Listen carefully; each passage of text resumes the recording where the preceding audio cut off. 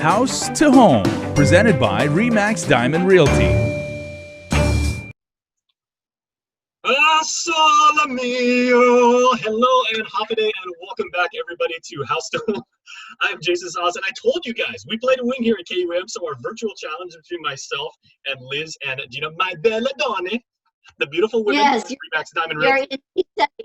Thank you very much. Yeah. Well, I am in Venice, where I've never been, but Liz, your virtual background on Zoom, you have actually been to the ski lodge in Japan. Yeah, this is our ski slopes in Japan. So very, very nice. Wow. Okay, and Gina, I think you've got a virtual background of the inside of your car. Yeah, I wanted to be in the reality mode. I just wanted to highlight the fact that we can do this and be on the go. Well, I'm not physically driving, but I am in my car. Very nice. Okay, yeah. Okay, so you do not qualify for this week's virtual challenge. So I'm going to say I win this week. Yay! I'm not at all vengeful or spiteful. Italy. Thank you. Yeah, Italia. Well, one thing we are going to talk about is we're continuing our discussion from last week about loans and understanding the loan process. Now, last week, ladies, we talked about some of the misconceptions about pre-qualification. What is the next step after that, after people find out how much they are pre-qualified for? Well, the next step would be finding the piece of property and submitting an offer. But what we wanted to talk about was what is comprised of an offer, what is normally in the contract, what are acceptable terms, and what can the buyer ask for. So there, the contract, there's standard terms like the purchase offer normally is subject to the appraisal, right? The property has to appraise at no less than purchase price. Then the other item is they can ask. It just depends on the seller. What fees will the seller pay for? And for example, if it's a VA loan, the seller has to pay for the buyer cannot pay for the escrow fees. So usually the seller is reflected that the seller covers the escrow fees. And then there's survey. Again, it's dependent on what you place in the contract. Sometimes the seller would, a standard in the contract is the seller would mark the points and by a licensed surveyor, and the surveyor has to show the points to the buyer. The expense normally is on the seller side. However, sometimes if they're selling it in the property in as-is condition, then in those cases, sometimes the seller will say, well, the buyer would be responsible for it. It just depends on what the terms and conditions are.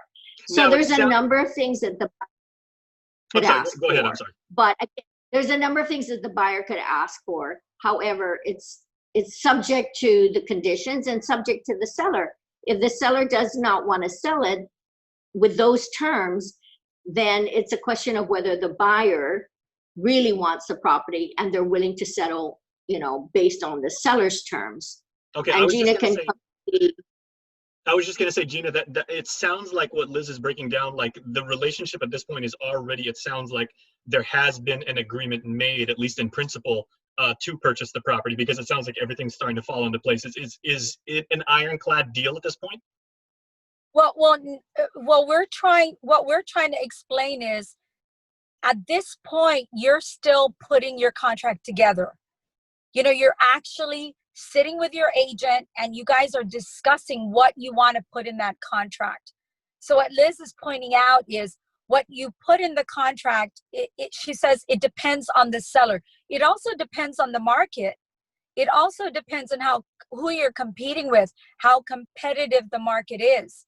So if you sit down to write up an offer on this property and your agent has already picked the brains of the listing agent to say, well, how many people have looked at the property? How many offers are you expecting?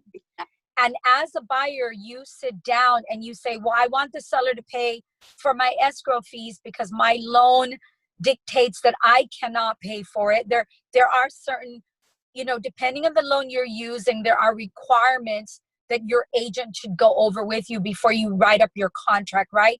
But one of the things, as Liz pointed out, is ask for a survey. There's also inspections that you can also do to the home. And the question is, who's going to pay for all of this? And yes, it's up to the seller to say yes or no. You can shoot for the stars and say, I want A, B, C, I want all of this done. But in a competitive market, your offer might get shot down if they have other offers that you're competing with, and those offers aren't asking for so any we're of still those negotiating things. at this point in the game. There is no committal from either side yet. You're Yeah, trying and to I think at this point, I'm sorry, at this point, you're trying to write up a strong offer. So That's keep right. in mind, it's also about the competitiveness of the market, Mhm. not just what the seller's willing or unwilling to do. It's also about who you're competing with. What are the other buyers willing to live without? Got it. Go ahead, Liz. So was just going to add that if we're submitting an offer and we know that they're competing, because it's a good piece of property, the seller will look at all those offers. What is the best offer that they want to accept with maybe the least requirements on the buyer's side? So as Gina and I would do, we would sit down with the buyer and we would say, hey, we're competing. Therefore, this might not happen. You may not get all the terms you want, but to allow for the seller to say, hey, this is the best offer because it has the least requirements or the least contingencies, then we would go through that process. But again, it's a question of how much does the buyer want the property, and if they're competing, some of the contingencies may be less in comparison to some of the other buyers. So therefore, their offer might be the one accepted. So you still have to put your best foot forward. You have to make the most competitive and probably the most compelling offer, because somebody could one-up you, the buyer could change, or the seller could change their minds, or you're still in. You still got to have your game face on at this point. That's correct. And that's where exactly you guys come in. And Yes. and Jason, sometimes literally, I've had buyers send in letters to the seller along with copies of a picture of their family and say, listen, we truly, truly, truly want your house, and here's our situation, and please help us make this happen. And sometimes that has worked. I know lawyers would call that appealing to sympathy, air quotes. But hey, whatever gets a deal done, right? I'm sure you guys have seen everything under the sun as far as people trying to make little incentivized things, or. Well, and real estate is an emotional transaction, and sometimes there are some sellers where it touches their heart to know who the buyer is. Okay. And so if that helps, it helps. Now, what I'd like to know, and I guess we can close with this, is contractually, right? Like say, Liz, you put your very best offer forward to a property that I'm trying to sell. Gina comes in with an offer that I feel is superior. So I said, you know what? I think I'm going to go with Gina. How much leeway, Liz, do you then have to counter offer or even up your offer? Because we could go back and forth on this for years. Well, sometimes a seller, what would do, if they've got good offers and they can see there's competition, they can turn around and say, either they do a multiple counter. So let's say you offer $500,000. The seller may turn around for, let's say there are 3 buyers, and turn around and say, well, I want $525,000. And the first person that brings back that accepting the multiple counter, then that would be the person that they accept. Or the seller could send out, give me your best offer. So those are the 2 that the seller could do. And sometimes people will want to compete and give a better offer than what they originally put in, or they may bail and say, I don't want to play this game, and they're out. Okay. So it's just that does occur, Jason, when you're trying to encourage multiple offers. In some situations, the buyers, they're not interested in doing that. It's like, I don't want to be in a competitive situation. So okay, Gina, I'll give you the last word. How often in the Guam real estate market do we see sellers giving like a potential buyer right of first refusal? They say, okay, like you're either my cousin or I like you. We've done business in the past. You can burn this deal at any point. You can turn it down, but it's up to you.